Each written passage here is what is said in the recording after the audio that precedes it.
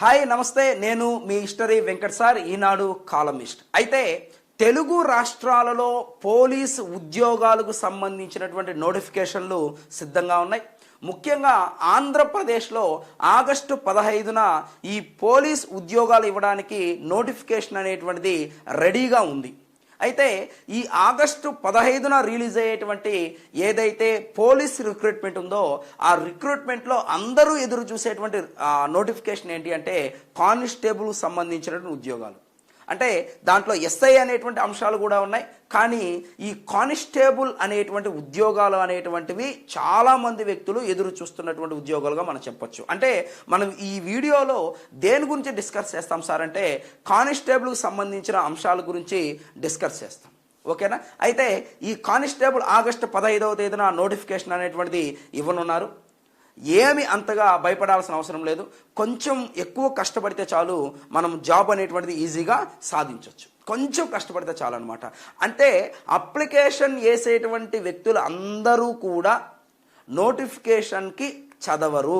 ఇది మీరు గుర్తుపెట్టుకోవాల్సిన అంశం. ఎందుకంటే పోయినసారి వచ్చినటువంటి నోటిఫికేషను ఆ యొక్క విషయాన్ని మీకు క్లియర్గా చెప్తుంది అనమాట. అంటే దాదాపుగా పోయినసారి 4 లక్షల అప్లికేషన్లు అనేటువంటివి వచ్చాయి.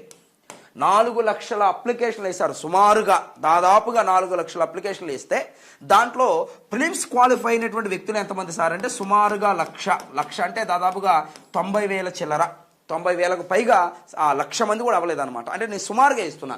దాదాపుగా 4 లక్షల మంది అప్లై చేస్తే దాంట్లో 1,00,000 మంది మాత్రమే క్వాలిఫై అయినారు. అంటే మిగిలినటువంటి 3 లక్షల మంది వీళ్ళెవరు?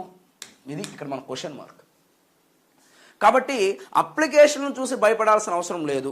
నువ్వు ఈ రోజు నుంచే ప్రిపరేషన్ అనేటువంటి స్టార్ట్ చేసినా ఖచ్చితంగా ఒక 4-5 నెలలు గట్టిగా ప్రిపరేషన్ ఉంటే నువ్వు కానిస్టేబుల్ అనేటువంటిది అయిపోతావు. అంటే ప్రిలిమ్స్ క్వాలిఫై అవ్వడమే కాదు, నువ్వు ఖచ్చితంగా కానిస్టేబుల్ అవుతావు, ట్రైనింగ్ కూడా వెళ్తావు.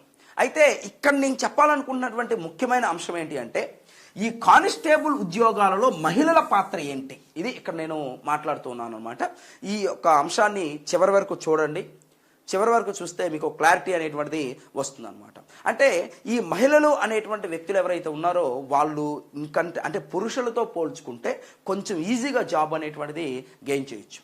అంటే నేను ఏమంటున్నాను బాగా గమనించండి. ఈజీ అనట్లా, నేను పురుషులతో పోల్చుకుంటే అంటే అబ్బాయిలతో పోల్చుకుంటే అమ్మాయిలు అనే వాళ్ళు కొంచెం ఈజీగా జాబ్ అనేటువంటిది సాధించవచ్చు అని చెప్పేసి మనం మాట్లాడుతూ ఉన్నాం. అయితే మహిళల్లో కూడా ఎవరు ఈ జాబ్ని చాలా ఈజీగా సొంతం చేసుకోవచ్చు అంటే మహిళల్లో పోల్చుకుంటే ఎవరు ఈజీగా సొంతం చేసుకోవచ్చు సార్ అంటే మెయిన్గా మనం చూస్తే ఈడబ్ల్యూఎస్ అని చెప్పేసి అంటాం. ఎకనామికల్ వీకర్ సెక్షన్ అని చెప్పేసి అంటాం, ఈడబ్ల్యూఎస్ అని చెప్పేసి అంటాం. ఈ ఈడబ్ల్యూఎస్ అనేటువంటి ఈ యొక్క పర్సన్స్, ఈ కేటగిరీ చెందినటువంటి వ్యక్తులు ఎవరైతే ఉంటారో అదేవిధంగా ఓపెన్ కేటగిరీ అని చెప్పేసి అంటాం. అంటే ఉమెన్స్, ఓసీ, ఓపెన్ కేటగిరీ. ఈ ఈడబ్ల్యూఎస్ అదేవిధంగా ఓపెన్ కేటగిరీలో ఉన్నటువంటి ఉమెన్స్ కూడా చాలా ఈజీగా ఈ యొక్క ఎగ్జామ్స్ని మనము సాధించవచ్చు అనమాట. కానిస్టేబుల్ పోస్టులను సాధించవచ్చు. ఎందుకని నేను ఇలా అంటున్నానంటే తప్పుగా అనుకోవద్దు, అర్థమైందా? తప్పుగా భావించొద్దు, అసలు తప్పుగా అనుకోవద్దు. దీంట్లో ఉన్నటువంటి అర్థాన్ని మాత్రం ఒకసారి చూడండి. చాలామంది పేరెంట్స్ ఏం చేస్తుంటారు అంటే ఎవరైతే అంటే ఆర్థికంగా కొంచెం బలపడుతూ ఉన్నటువంటి వ్యక్తులు ఉన్నారో, ఒకవేళ ఆర్థికంగా బలపడకపోయినా కొంతమంది ఈడబ్ల్యూఎస్లో ఉన్నటువంటి సెషన్స్ కావచ్చు లేదా ఓపెన్ కేటగిరీలో ఉన్నటువంటి వ్యక్తులు కావచ్చు, చాలా వరకు కూడా, అందరూ అనట్లేదు నేను, చాలా వరకు కూడా వాళ్ళని డిపార్ట్మెంట్లోకి పంపించడానికి కొంచెం వెనకాడుతూ ఉంటారు. డిపార్ట్మెంట్లోకి పంపించడానికి ఎక్కువ మంది అప్లికేషన్లు అనేటువంటి వేసే అవకాశం కూడా ఎక్కువగా ఉండదు. కాబట్టి ఎవరైతే ఈ యొక్క కేటగిరీ వాళ్ళు ఉన్నారో వీళ్ళు కొంచెం ఈజీగా ఆ జాబ్ను కూడా సాధించవచ్చు. కాబట్టి ఎవరైతే ఉన్నారో వాళ్ళ పేరెంట్స్ని కన్విన్స్ చేసుకోండి. ఖచ్చితంగా మీకు జాబ్ వచ్చేటువంటి అవకాశం అనేటువంటిది ఎక్కువగా ఉంటుంది ఈ సెషన్లో. తర్వాత మనం చూసినట్లయితే ఎస్సీ కేటగిరీ 2 అని చెప్పేసి అంటున్నాం. ఈ ఎస్సీ కేటగిరీ 2లో ఉన్నటువంటి ఉమెన్స్ కానీ జెంట్స్ కానీ ఈసారి కొంచెం ఎక్కువగా మీరు ప్రిపేర్ అయితే కొంచెం ఎక్కువగా ప్రిపేర్ అవ్వగలిగితే మీకు కూడా కొంచెం అవకాశాలు అనేటువంటివి ఎక్కువగా ఉన్నాయి. ఈ రిక్రూట్మెంట్ కానీ తర్వాత వచ్చేటువంటి రిక్రూట్మెంట్ కానీ ఏ రిక్రూట్మెంట్ అయినా సరే మీరు విజయాన్ని సాధించవచ్చు అని చెప్పేసి మనం మాట్లాడుతున్నాం. తర్వాత ఎస్టీ కానీ లేదా ఎస్సీ గ్రేడ్ 3 కానీ వీళ్ళందరూ కూడా ఈ మహిళలు ముఖ్యంగా ఉద్యోగాలు అనేటువంటి వాటిని సాధించవచ్చు. కాబట్టి మహిళలు అన్ని రంగాల్లో రాణిస్తున్నారు. కాబట్టి ఈ డిపార్ట్మెంట్లో కూడా మహిళలు రాణిస్తూ ఉన్నటువంటి కాలం ఇది. కాబట్టి మీరందరూ కూడా భయపడాల్సిన అవసరం లేదు. ఒకప్పుడు ఉన్నటువంటి ఆ అంశాలు డిపార్ట్మెంట్లో ఇప్పుడు లేవు. చాలా ఫ్రెండ్లీ నేచర్ అనేటువంటిది ఉంది, చాలా అద్భుతంగా ఉంది. కాబట్టి ఈ యొక్క మహిళలు అనేటువంటి వాళ్ళు దీన్ని యూజ్ చేసుకోండి, ఖచ్చితంగా యూజ్ చేసుకోండి, ఖచ్చితంగా సాధిస్తారు. మీరు ఖచ్చితంగా ఒక 5 నెలలు ప్రిపేర్ అయినా సరే గట్టిగా మీరు కానిస్టేబుల్ అవుతారు ఖచ్చితంగా.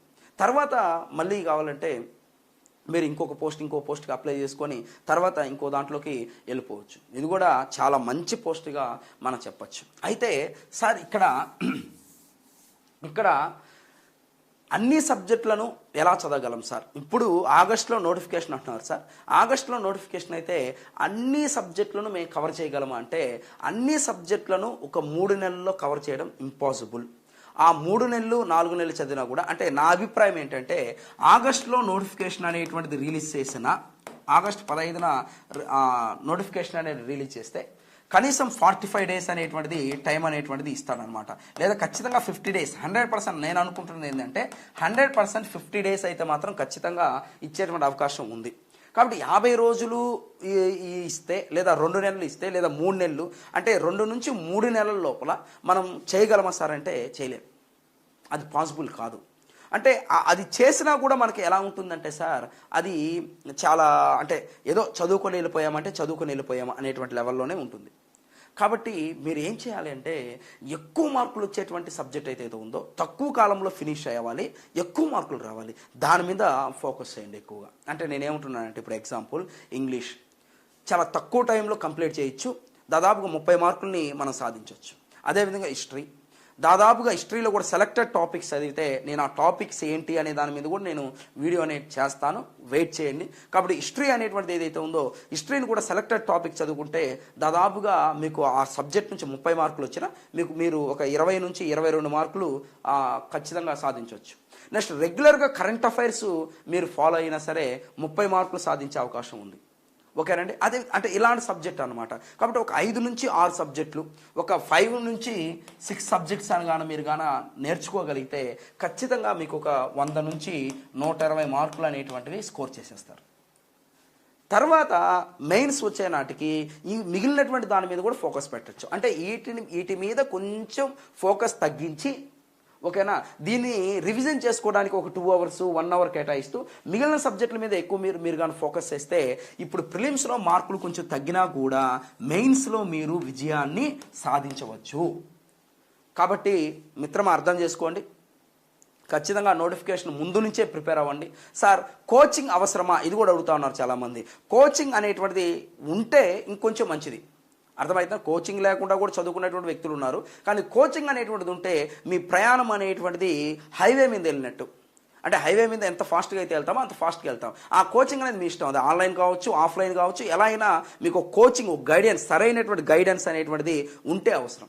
ఒకవేళ మీరు ఆఫ్లైన్ కోచింగ్ వెళ్ళాలి అనుకుంటే ఇప్పుడే కోచింగ్ అనేటువంటిది వెళ్ళండి. నోటిఫికేషన్ పడిన తర్వాత కోచింగ్ వెళ్ళడం అనేటువంటిది చాలా రాంగ్. నోటిఫికేషన్ ముందే కోచింగ్కి వెళ్ళండి, ఖచ్చితంగా మీకు ఒక గైడెన్స్ మాత్రం దొరుకుతుంది. కాబట్టి కోచింగ్ ఆన్లైన్ తీసుకున్నా ఆఫ్లైన్ తీసుకున్నా పక్కన పెడితే ఖచ్చితంగా నీకైతే ఒక గైడెన్స్ అయితే మాత్రం చాలా చాలా అవసరము. ఆ గైడెన్స్తో ముందుకెళ్తే నువ్వు లక్ష్యాన్ని త్వరగా చేరుకోగలవు. కాబట్టి మీరు దాదాపుగా ఈ యొక్క విధానాన్ని ఫాలో అవ్వండి.